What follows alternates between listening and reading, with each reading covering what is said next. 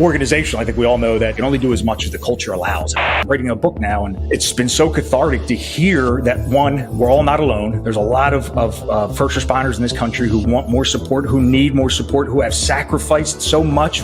Any industry, any profession, we all are going to be knocked down. It's a fact of life. I sat in my police car crying many times. I sat in my locker crying because I didn't understand the betrayal. I didn't understand. And we're wise enough to know in the 21st century, hey, I'm not going to go work there if it's that toxic. And these are the things that people are talking about. I don't want cops to leave. I want them to stay. And they can stay, and we can also bring better cops in or more cops in by creating better cultures.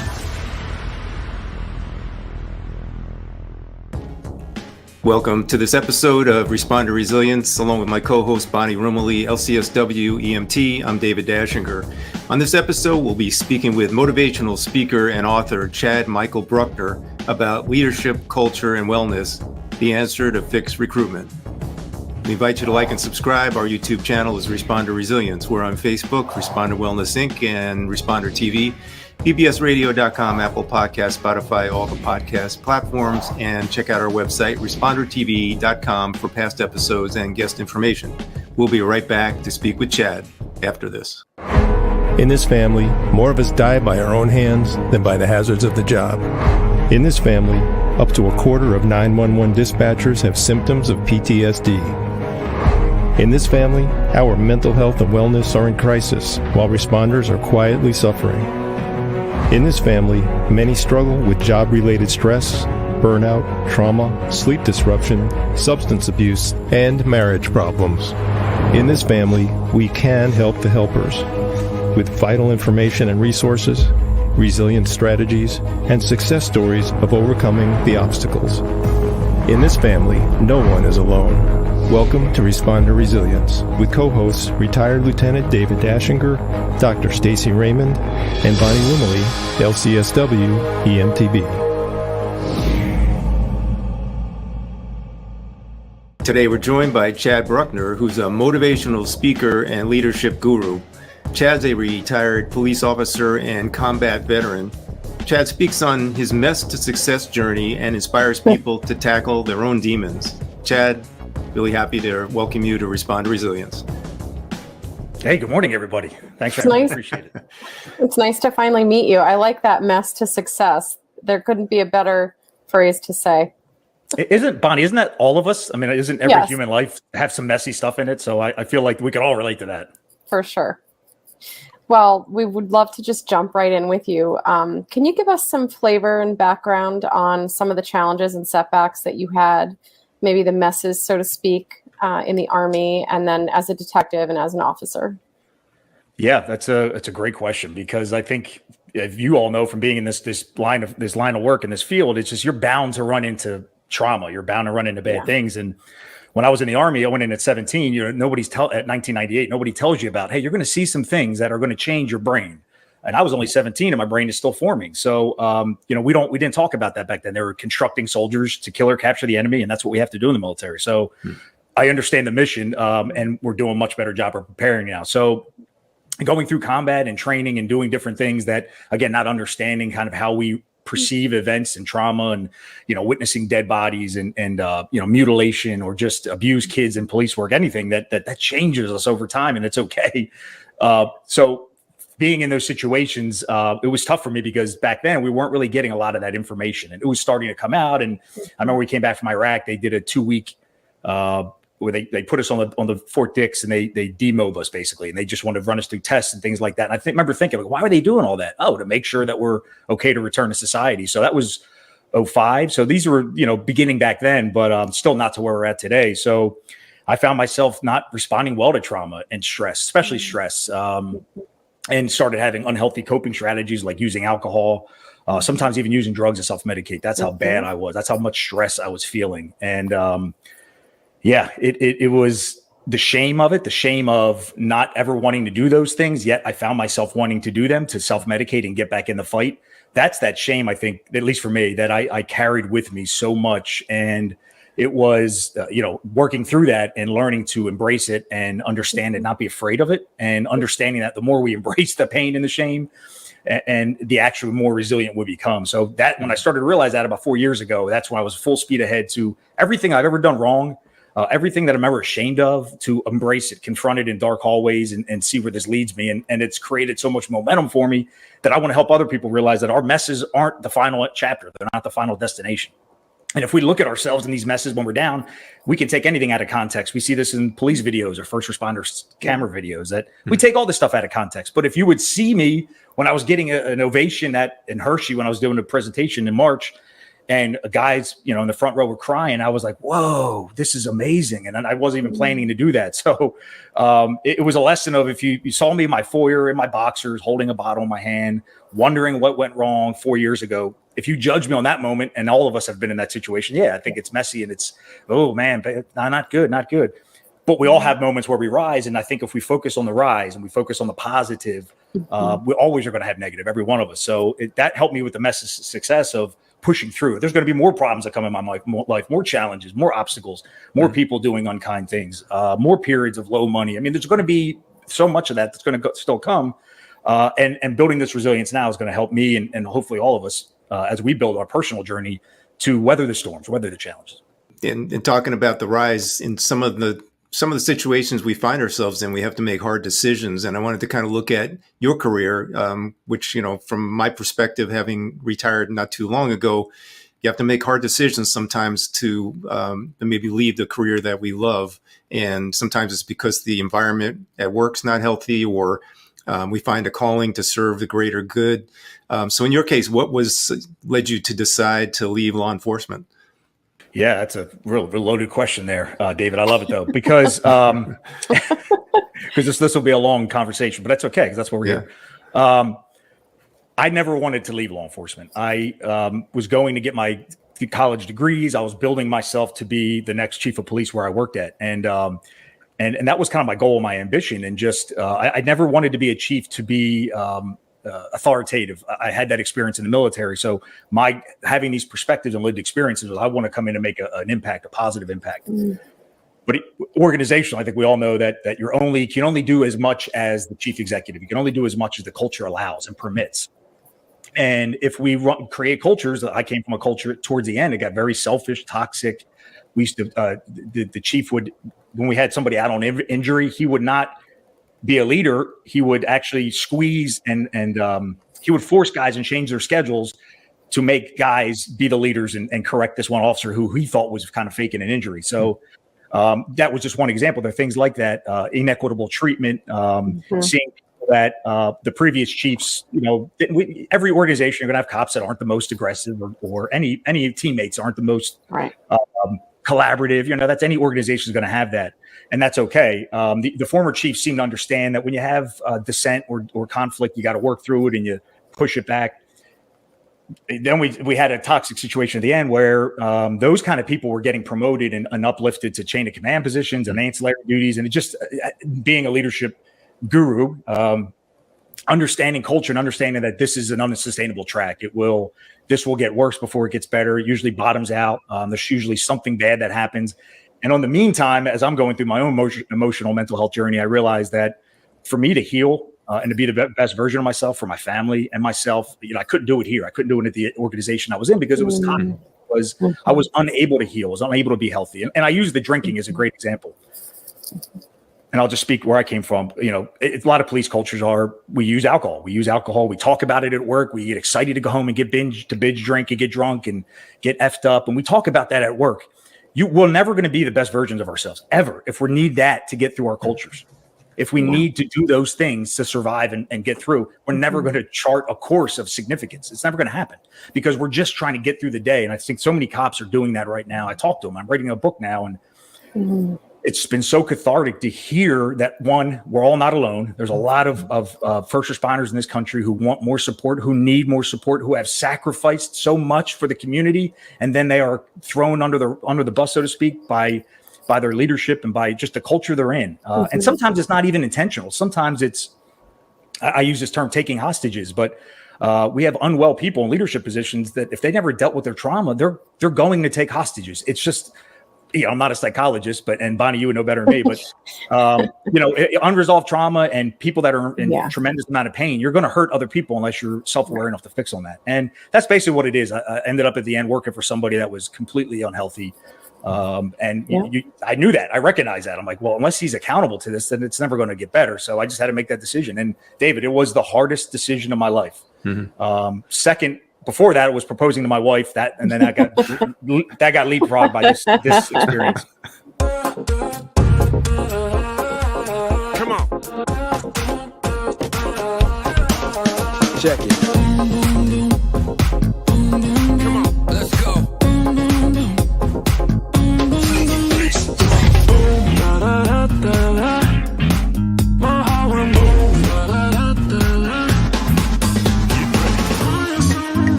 Well, I couldn't agree with you more, Chad. Yes, toxic leadership happens. We've all seen it. We've all been a part of it.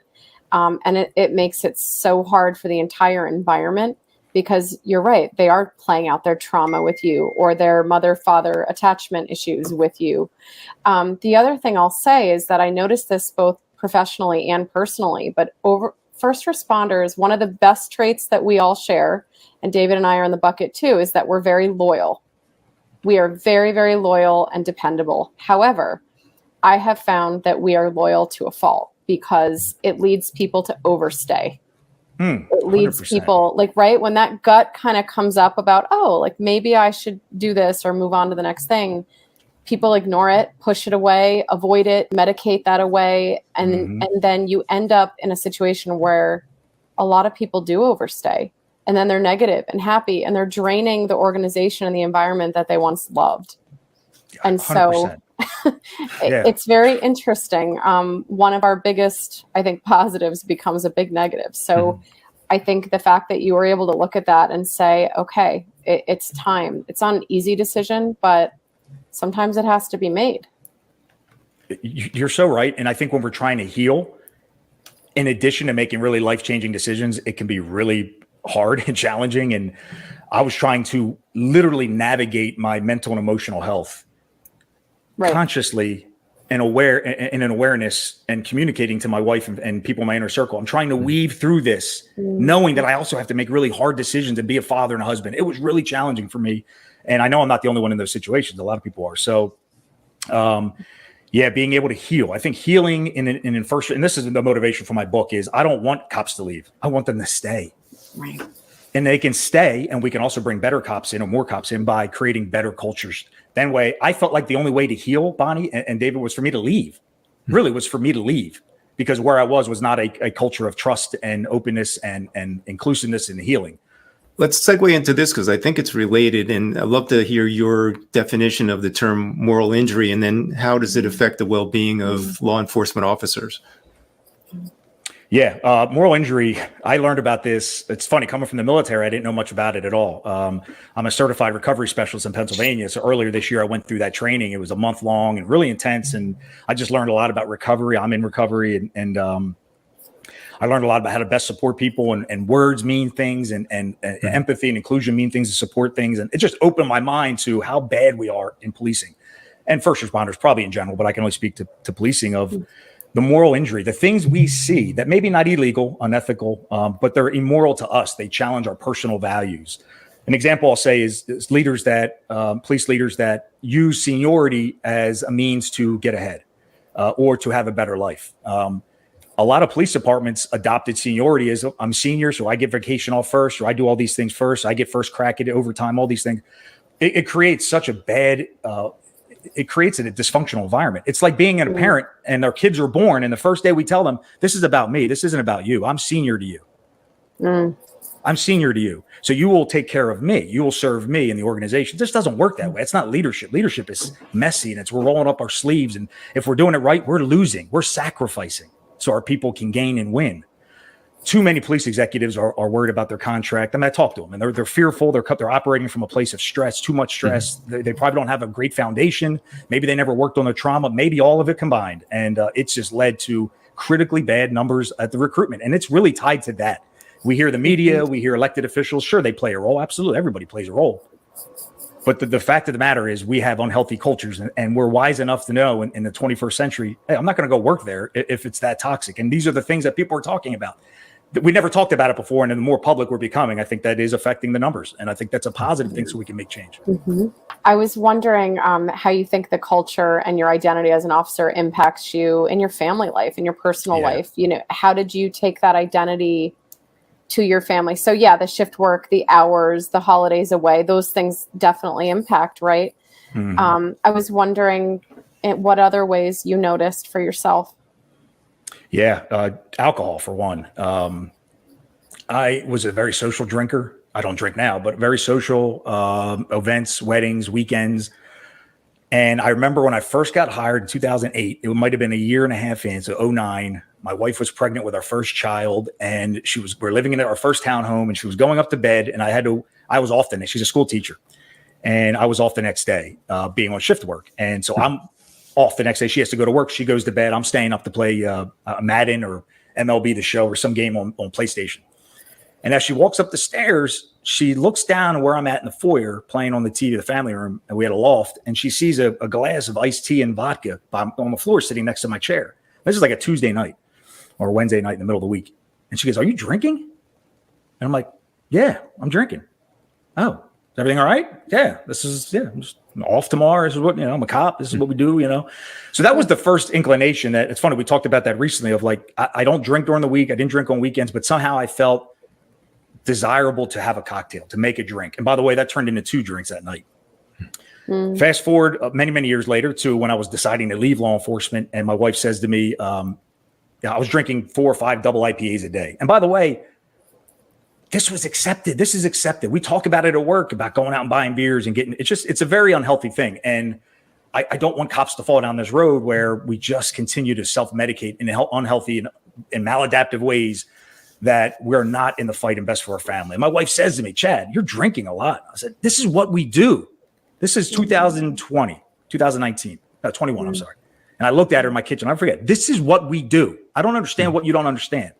It was just so broken, so toxic. That's how I was. And I went upstairs. I laid in my bed. And I came back down a couple minutes later, and I apologized. "I'm sorry. This is not what I thought about what I said." So it started to make the roads to heal myself. And that's when I realized, because I was still at the police department then, I'm never going to be able to do it while I work there. I just can't.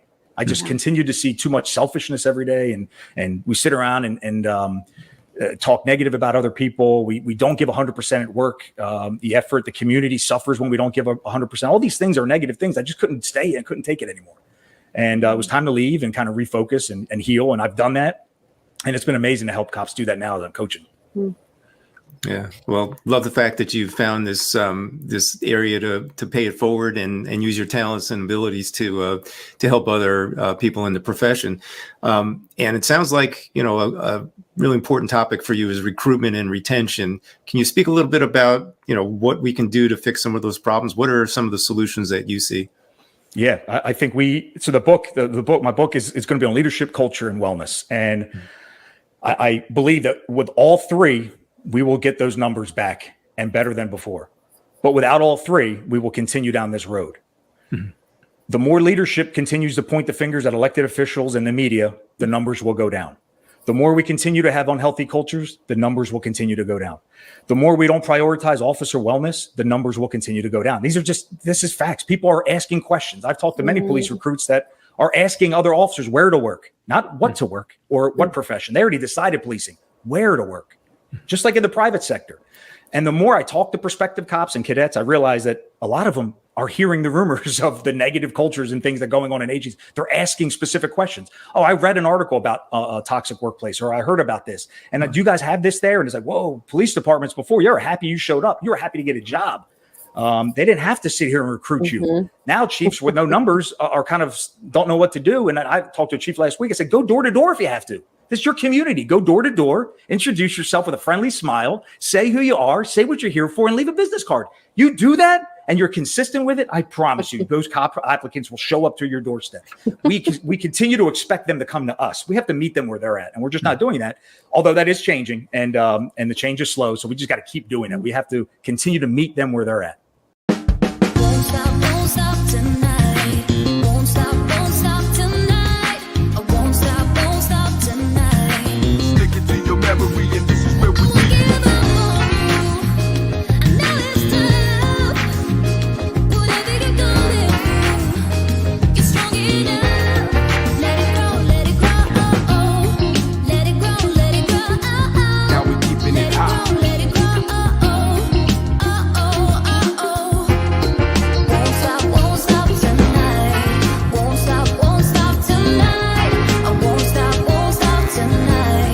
Won't stop tonight. Everything you say, everything you say, everything you say, everything you say.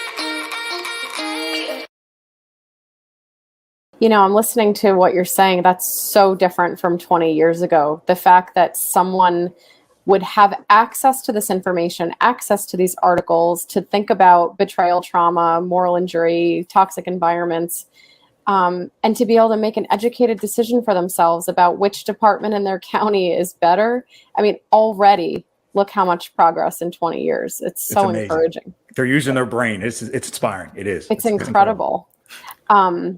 You know, I was thinking about shame and feelings of guilt, which pervade all branches of first responder and military folks. I was hoping you could talk a little bit about that. How do you see that showing up in law enforcement? How did that show up for you? This is a great topic, because I think if we can get through this, Bonnie, if we can collectively or individually get through our shame, I think that's just, as a non-clinician, as just a lived experience person who's able to kind of convey these into thoughts and words, that is to me the fundamental, for me, the difference when I change is I started to attack my shame and embrace my shame. I think shame for us, if you treat somebody in an unkind way and you're not healthy yourself, you will run far away because of your shame of what you did to that person. If you have a cognitive or half a heart, which I think we all have good feelings about us, we're human beings, you recognize that maybe I wasn't the best thing to do. And instead of embracing that and making amends, we run from it, or we do further unkind things because we assume that relationship's lost. Right. Generationally, culturally, we have broken relationships in policing. I can explain the only profession I can relate to. And I really think a lot of that is just shame. It's shame that we all do bad things. It's okay. Mm-hmm. The difference is, do we own them? Do we apologize? Do we understand the effects we have on other people? Do we acknowledge them? Hey, I'm sorry you did that. That was unkind and rough. I need to do some reflecting and think about that. I know this is deep level stuff, but we're going to have to think like this if we're going to change the profession to get cops to come back. Right. So we've all done bad things, every single one of us. And any human is like, I never did anything. You know, it's just not true. And that's some of that shame we have to work through. It's okay. It is okay. Even if you committed a crime, it's okay. If you hurt somebody so bad that they had to leave your agency to heal, it's okay. It's okay. We can come back and we can survive this by embracing our shame, by talking, by engaging, and not running away. I think that makes it completely worse. And it's just going to drag this out longer and longer. Personal shame for me has held me back, and it's not doing it anymore. And it's just from being honest and vulnerable and talking about it, and also acknowledging that the things I did were not good, or the things that happened to me were not good. And it's okay. All that stuff's okay. You know, what's interesting, this is just one more little question, and I don't know how you feel about answering it, but if you could sort of categorize with your own experience, how much of the percent of shame and guilt is associated with the calls and the actual police work, and how much of is it the relational issues in the department and the structure of command and how that's all set up? I think it's more than that, than anything, Bonnie. And we just love, I mean, I read an article the other day about a police chief who was going off about recruitment and blaming the community members even. Right. Like we can't do that. Everything we have in-house is how we're going to fix this from the out going in. It's like our marriage or our family. Yeah. You know, if we're not the best versions of our spouse, how can we possibly, and we don't have a great marriage, or we're cheating on our spouse or whatever, for whatever reason, how can we think we're going to go into the world and have success when we're not even having success at our home base? So, I think shame is really holding us back inside. And I think if we could just acknowledge, hey, I'm not the best leader. I don't have the most experience. I made a mistake. We can work through this stuff together. I just think a lot of chiefs are worried about their contracts. I talk to them. They're worried about their career and their families. I understand that. But there's a better way, and there's a more collaborative way. And the schedule thing, I think it's interesting because I was talking about this recently. But how many police departments? I was never really was aware of this, but how many agencies have so many different schedules?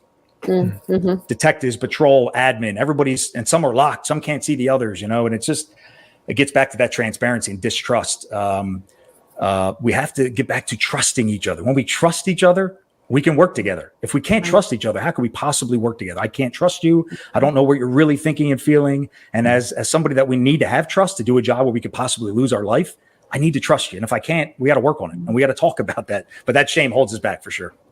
No, I appreciate you answering that, because David and I and Stacy, we see it on the podcast, over and over. We have guests, and that's one thing that people report. And then when Stacy and I talk about what we're seeing in our offices, it's usually not the calls. It's everything to do with those relationships and the betrayals under the roof. And you wish that you could just shout that off the rooftops to every agency. Like, hey, this is what we're seeing. The calls are terrible. And yes, sometimes they make us upset and we need to get some EMDR, but this other stuff is what's really sticking with people and wreaking havoc. So I appreciate you validating that. Bonnie, that is the secret that the chiefs don't want you to know. They don't want the public to know. Right. The trauma is only a part of it. Yeah. It's only a part of it. How we treat each other inside our agencies has a huge to do with it. And you're a clinician, so I appreciate you saying that. Thank you. Yeah. So one of the things that we just talked about recently has to do with the leaders, say below the chief executive level, who are, basically supervising all the rank and file. And one of the things that we don't teach them to do, and I know I wasn't taught to do, was to take care of, how to take care of our people mentally, emotionally, spiritually. I remember a guy who was already promoted before I was, and just as soon as I got promoted, he gave me this little nugget. He said, the hard part of the job is not doing the calls. The hard part of the job is going to be inside the firehouse. And I had no idea what he was talking about. A couple of months, 6 months into the promotion, I started to understand. We know how to do the calls. We've been trained. We can do them, almost like in our sleep sometimes, the routine calls. But when you get people, and everyone's different, and people coming in at different stages of their lives, different ages, different places within the department, within the seniority of the department, and they've got whatever they've got going on inside the department and at home, then your job that's where you're getting paid for, is to take care of those people. And we're not really teaching our leaders how to do that. 100%. I agree with you. The chief only can do so much. The chief executive can only do so much. You need to have strong leadership below them. And, I'll speak to the agency I went in where, we started to purposely, it seemed like, promote people who were not the most qualified. I didn't understand, not everyone, but it started to be kind of laughable. Like how was everybody that previously wasn't advancing because they probably they aren't the most capable, but they're important part of our agency. But how do those people then start to rise up and get in these key positions? That's why I recognize I'm like, well, we're surrounding ourselves now. We're insulating ourselves with more ineptitude. And if we're not going to train or develop or mentor, then it's going to get worse. I knew that. I recognize that it's going to get worse. So and it has. So yeah, it's sad. It's sad when you see these things happening, and they do. Well, and I think what you're touching on is also when you have a leader who has narcissistic tendencies, they're going to be more cliquey. They're going to want their people, the ones that support their poor behavior and who they can also extend their poor behavior through. And so I think that's why sometimes the handpicking goes on. I was very fortunate enough to be the leader of my EMS agency during COVID. And I felt like I trained for that since I was 17 years old, coming up the ranks and learning as much as possible. But I'll tell you, one of the things that saved me the most was being a therapist, because there were a lot of things that I could see and wade through and say, okay, that has nothing to do with me. That has everything to do with, this person's playing out their mother or father childhood trauma with me because I'm the authority figure, So I think it helped me that I could see those things, but honestly, I don't know how. I mean, it's got to be so difficult when you can't necessarily see those things right away. It's That's There's so much. It's triggering for me, Bonnie. It's triggering because it's Sorry. triggering. No, it's okay because it is. I mean, what you said is it's hard. It's hard because I committed myself 4 years ago to really studying human behavior and understand why this happened. And the more I studied, the more I learned, the more I understood that people take their hurt out on other people, that unresolved trauma and pain, all that stuff. You know, it helped me understand human behavior and it helped me push through it and wade through it, and stuff that still happened. Listen to this story. I had somebody working with me, a retired police officer that I knew that was working for me in a part-time contract type of, base. And at the same time, he was bidding against me on another job that I didn't know, he didn't tell me about, that I found out from somebody else. Then I asked him about it, and it was like this lack of accountability, somebody I knew and worked with for a long time. So I had to cut that relationship off. And it's just clearly that something happened to that person where they thought that was acceptable behavior to work for somebody, a cop, and then bid secretly behind them. I guess that, that something happened in that person's life. But I understood that. I understood now that it wasn't me, it was them. But I also understand if I let that person in my life, it will continue to happen again until they resolve their stuff. So I just cut them out, and I've been doing that, and it has created a lot of momentum. But the cops, and which is most of them, I can't tell you, Bonnie, I sat in my police car crying many times. I sat in my locker crying because I didn't understand the betrayal. I didn't understand. I literally didn't understand why somebody that I loved and had a close relationship with, how could they not be loyal back? Or how could they do things once they got to the next level up? I didn't understand. And that lack of understanding almost wanted me to kill myself. It wanted me to take my life because I couldn't understand. And I was so upset that I couldn't understand. I was devastated about everything going on. And it was the lack of knowing things. So I committed myself to knowing things. Everything going forward now, I'm going to know. I'm going to learn. I'm going to study. I'm going to research. I'm going to talk. I'm going to listen. I'm going to learn. And then I'm going to know. And then I will speak. And these are things that are just really important for me. And I think all of us is to work in these toxic environments, to support each other, get as much information as we can and support each other. When you retire, you're just another employee that's gone.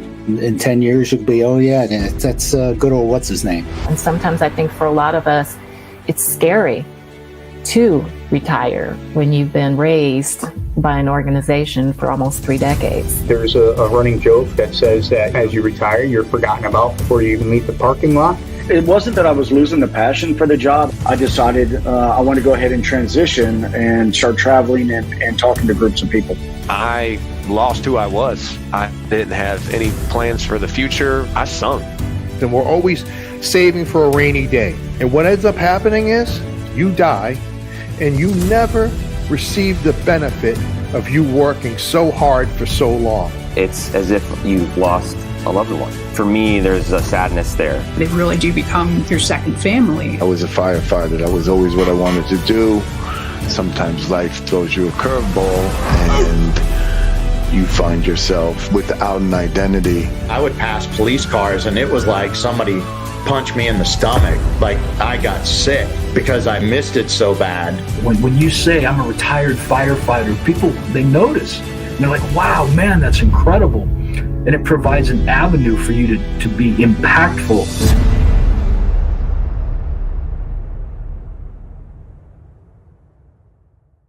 You also said it before, but when you work with people, you bond over life and death. Think of the work that we're all doing together. So when someone that you're doing that work with stabs you in the back and hurts you that way, just because I'm a therapist didn't mean that I was immune to that either. And I understand that feeling, and it's unfathomable because you see people helping patients and, everything looks so great, or they're helping in the community. Right. And then there are these things that just happen that no one knows. And I understand, you sit there and you just can't understand it sometimes because it feels personal. Right. I guess what we're trying to get at is let's learn from the things we've been through and let's tell other people, hey, it really isn't you. You're just part of the game. You're just one of the pawns at the moment. And we don't want to feel that way. We don't want people to feel that way. But if they go in a little prepared, right, to, hey, when this happens, please listen to what we're saying, then I think people will just be better prepared for that. Oh, I think that's great, Bonnie. I think setting the expectations, preparing the new police officers, I think is the way to go. It used to be you were happy to be there and they could treat you how you wanted to, kind of, because you're making a good salary, at least where I worked at, and you wanted to be a cop. But that's changing now. And I think we need to really discuss this, what we're doing. So I think it's great that you guys are willing to have these conversations and put this out, because this is how we're going to change. It's not going to happen tomorrow, but it's going to happen because we continue and be consistently talking about it. Well, let's jump into talking about your book, Chad, because I know that's got to be an interesting process. I'd love to hear more about like how you get it out of your mind and onto the page, and any other parts of the process that you've been experiencing, good or bad. Yeah, man, it's been what a journey, good and bad. I've been up till 2 a.m. a lot of nights, 3 a.m.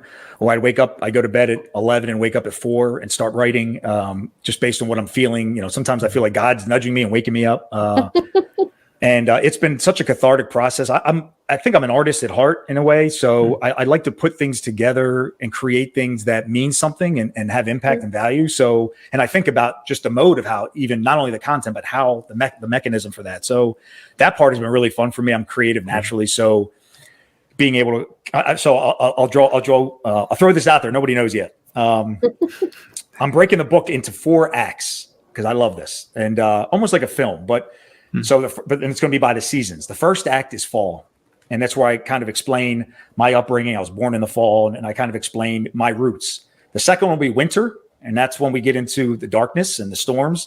Mm-hmm. And then spring is the seeds of growth. And then we end the book on summer in a very optimistic and positive thing, a message to send the reader off and make the change. But at the same time, I'm walking the readers through of leadership, culture, and wellness, and how they intertwine through my own personal storytelling and lessons. So I'm really excited to get it out. I'm nervous too, because I want to make change. I want to inspire people, but I want them to realize that it starts with ourselves. It really starts with ourselves. We're never going to make the organizational change, leadership, culture, wellness, create things that make our people better if we're not well ourselves. So I think the biggest shock of the book probably will just be, or the biggest thing will be looking in the mirror and saying, man, he wrote this about me, didn't he? Or I need to make this change. That's going to be the hardest part. And people are going to have to make that decision. Am I going to make the change, or am I going to carry further shame to read this book and to know my own experiences and other books out there, and knowing what I should do, but not doing it adds further shame. I want to help. So I opened the book actually with a chapter on shame, because I want to talk about, let's get this right out of the way. You are not a bad person. There's nothing wrong with you. We all have done bad things. I've done bad things, and I'm a man of God and a family man. It's human nature. So embracing that stuff, I think goes a long way to understanding, oh, okay, I'm not a bad person. I can come back from this. Okay. It's really just a mindset shift. Well, it sounds incredibly creative. I love how you parsed it out there, because that's what speaks to you. And it's a really good metaphor, actually, for the growth that we see people go through when they come to therapy. Right? It's like you help them through the worst, the darkest hours, and then all of a sudden you see them blossom and the darkness starts to fade away.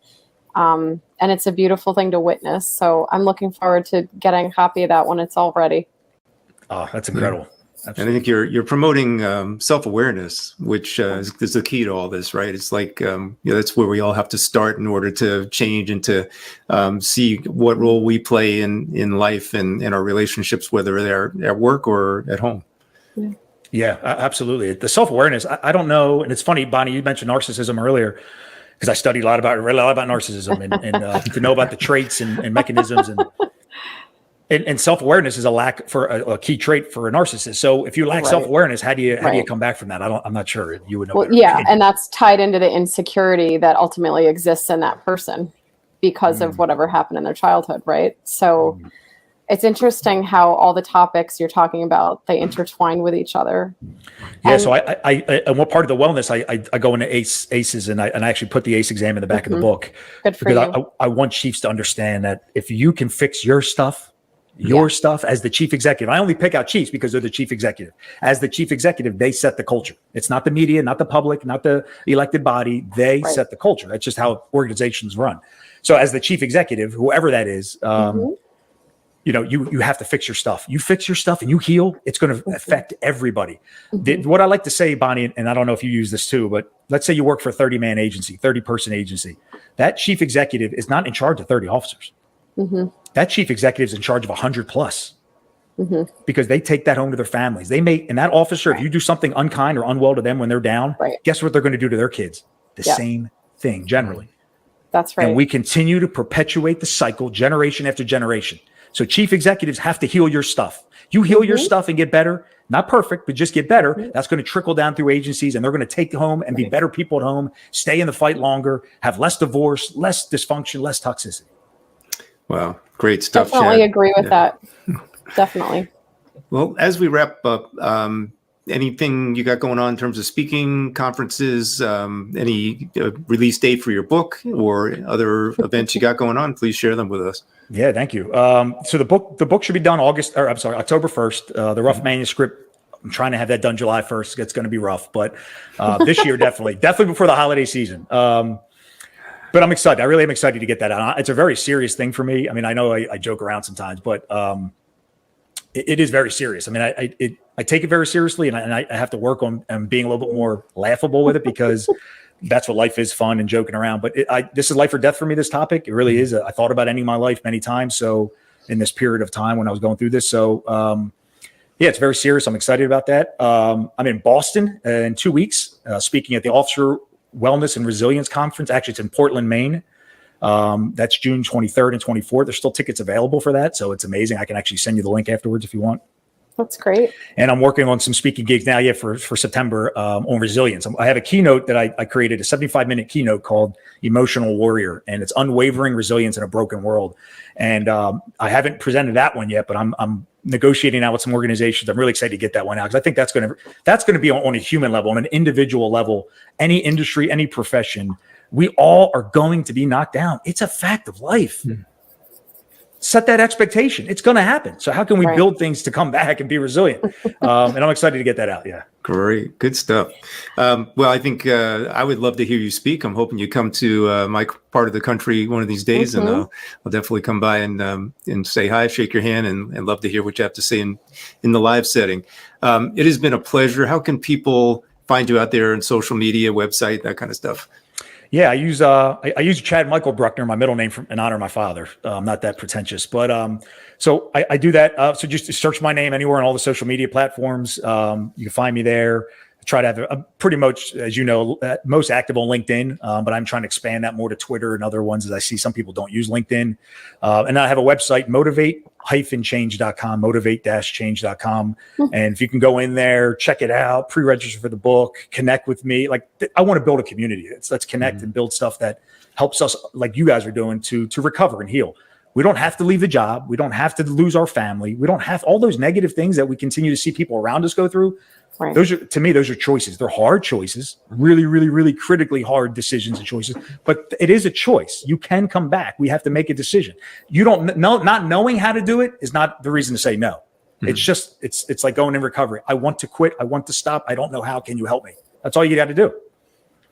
Well, what I want to say to you before we really wrap up is this was such a good balance of hitting all of the topics that are really hard to talk about, but we also hit some really good positive things. So it was a really good balance, and I appreciate that about you. And I can see that you're a very balanced individual, and Godspeed.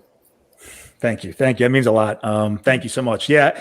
Balance is the key. And probably the biggest thing in the last 3 years for me is being able to take some of the stuff, the experiences I've been through, and they be hard. And I have a lot of anger and emotions like anybody else, and being able to work through that, like you said, and understand that those things happen. They didn't go anywhere. I forgave. I'm very spiritual, and I forgave. I didn't forget. You can't forget, but I forgave. And it's that forgiveness that allowed me to kind of move into advocacy and be positive and have solutions, but still talk about the bad and the negative, because we can't not act like that didn't happen. So I appreciate you saying that. Thank you. And also, you guys are doing amazing work. I know we said this before we started recording, but seriously, your podcast, your show, it's going to grow bigger and bigger because you're consistent. You have a great approach to it, the style and method of what you do, the conversations. You have a good team. It's going to keep going if you stick with it. So thanks for all you do. Thank you. Thank you, Chad. We're so glad you were able to join us today, and wish you tons of success with the book. Be looking forward to hearing about the release. Thanks for having me on, guys. Appreciate it. Like and subscribe our YouTube channel, Responder Resilience. We're on Facebook, Responder Wellness Inc., and Responder TV, bbsradio.com, Apple Podcasts, Spotify, all the podcast platforms, and check us out on respondertv.com, past episodes, and guest information. Until the next time, stay safe, be kind to yourself, take care.